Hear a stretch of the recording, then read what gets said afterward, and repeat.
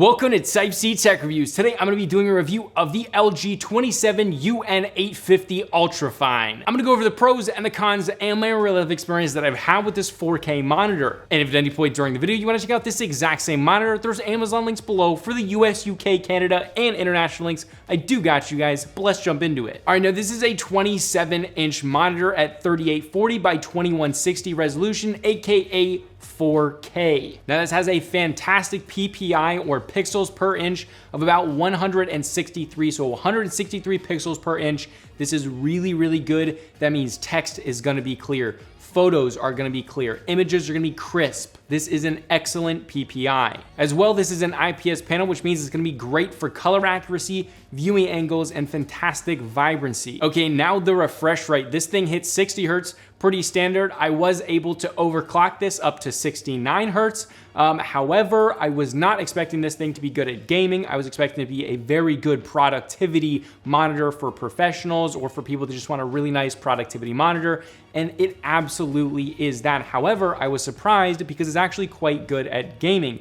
This thing also has FreeSync in it, which is awesome, which is a variable refresh rate, which will eliminate or try to eliminate screen tearing. And I honestly was expecting there to be quite a lot of screen tearing in a monitor like this, and there was almost none. That was super surprising. All right, brightness, let's talk about it. This thing hits 350 nits, which is a really good, respectable brightness. Now, this obviously is HDR 400 certified, so in HDR, you are gonna get 400 nits of brightness, which again, that's peak brightness. You're not gonna see that in typical SDR content, but 350 nits is very respectable. That's a good brightness, it's comfortable. You pair 350 nits with the matte finish on the front of this, and there's not a whole lot of reflections. Now, in the area that I'm in, with it back there, how I've been using it, I've never seen pretty much any reflections ever. However, if you are in a very bright room, you're gonna need something like 450 or 500 nits to really make sure that there's no reflection. So if you're in a super bright room, there's gonna be some reflections, but most of you guys should not have to worry about that because of the matte display and 350 nits of brightness. All right, now for productivity, this does have picture-in-picture and picture-by-picture, which is basically where you can split this down the middle, or you can put a different input in certain areas of the screen. That is really awesome and fantastic for productivity. Now, you can enable this by actually downloading LG's on-screen control application. It's all free, it's on their website. You basically download it and it makes it so that you can adjust all of the menu system, all of your different picture-by-picture or picture-in-picture settings, how big, how much of the screen, or what input is where, and you can adjust that all on the application on your Mac or PC or whatever you're using, instead of going into the monitor's actual settings. That's really cool. It's all laid out really well, and not only can you change picture-in-picture and stuff like that, but you can also change brightness and calibrations and profiles and everything that you wanna mess with, but it can all be done on an application rather than having to use that toggle switch on the actual monitor. Even though it's very good, this is just definitely way better. Let's talk about the colors. This is a massive thing for this panel. So this covers 99% of the sRGB color space, which is really great, especially if you wanna do some photo or video editing, but there's even more really cool stuff. So number one, this comes pre-calibrated from the factory for color accuracy. I've used a lot of monitors that LG calibrates from the factory, and usually they're pretty good. However, the really cool thing is in the profile, in the picture profiles where all of the different color settings are, there's actually two custom profiles for color calibration. So you can download LG's software to calibrate the monitor, and then you use something like a spider, a calibration tool, and you can save your calibrations to those two different profiles. Now, beyond just saving them to your own profiles, that's pretty cool. It'll be saved on the actual monitor.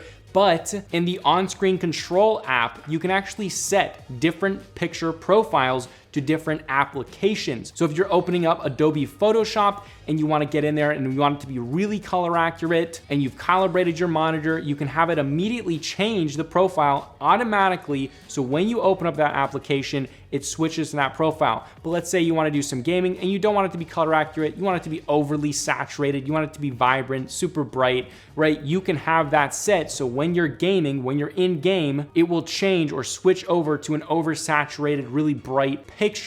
That is so cool. And especially for someone like me that does a lot of gaming, but also very photosensitive and video sensitive work where I have to be color accurate, but then in game, I want to be vibrant and beautiful on my monitor. A lot of times I'll go in there and change like the thing to vivid and then change it back to sRGB or whatever setting I want when I'm actually editing.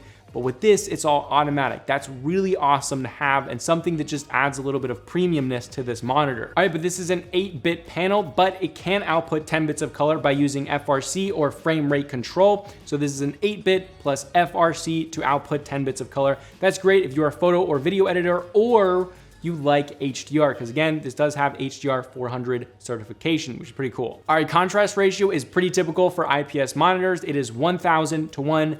Pretty much not gonna get any greater than that. However, during testing for backlight bleed and IPS glow, I found absolutely none. There was no trace of backlight bleed or IPS glow, which is nuts. That's awesome. This thing was absolutely solid with that, so that's really good. Okay, response time and ghosting. This hits 5 milliseconds, gray to gray response time in the fastest setting.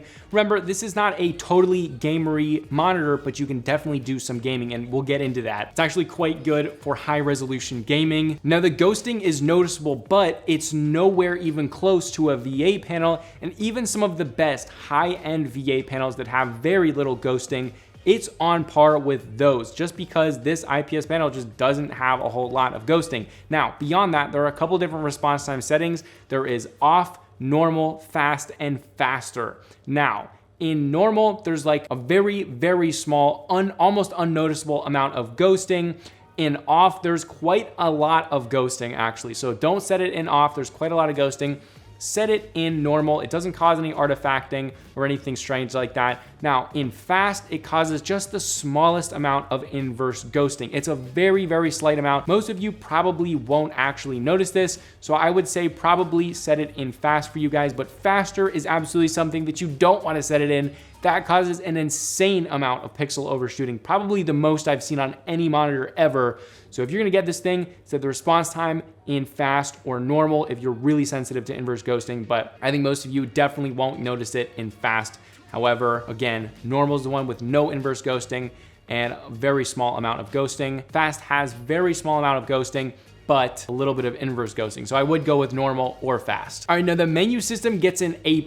If you're not gonna use the on-screen control app, which is absolutely fantastic, you should definitely get it if you get this monitor. The entire menu system is very pleasing to the eye. It uses a single joystick on the underneath spot right in front, very easy to use, very easy to operate. It has a nice tone on boot up, which sounds nice, and everything is pleasing to the eye, quick to get to, quick to change, and very, very easy. There's no learning curve. Vesa Compatability. This is Vesa compatible with 100mm by 100mm Vesa mount. And I do want to mention that there's two versions of this monitor. There's this one with the normal stand, but you can also get it from the factory with a monitor arm. So they won't even include this stand in there. They'll just give you a monitor arm. It's only a little bit more, and it's actually quite a good deal. So if you guys do want to mount this on a monitor arm, I would just get it from the factory with the monitor arm, because then you get to save money on not buying the stand. So I'll also have that link below for Amazon if you guys do want to check that out instead of this one. Exact same panel, exact same everything else, just different stand. It's on a monitor arm. Definitely recommend it. This does have internal speakers, crazy enough, and they actually sound really good. They are 5-watt speakers and they get quite loud. The trebles and mids are pretty clear. The bass, obviously, you're not gonna have a whole lot of bass ever in internal speakers. However, the trebles and the mids are actually quite clear, and it sounds very, very good for being monitor speakers. So definitely recommend those. If obviously listening to music, they're not gonna be the best because you don't have bass, but if you're watching YouTube videos, watching tutorials, stuff like that, they're gonna be definitely more than adequate for that. And in fact, quite good, like one of the best monitor speakers out there. So that's actually really good. All right, but let's go over the ports. This is where it gets really, really cool. This has two HDMI 2.0s, one display port 1.4, a USB Type-C with 60 watts of charging, which is absolutely awesome, two USB Type-A's, and a 3.5mm audio out. That is a whole lot of ports, and I think it's perfectly ported, right? They put all of the right ports for this monitor. They got the display port, they got the two HDMIs, but the USB-C is where this thing gets really cool because you got 60 watts of charging.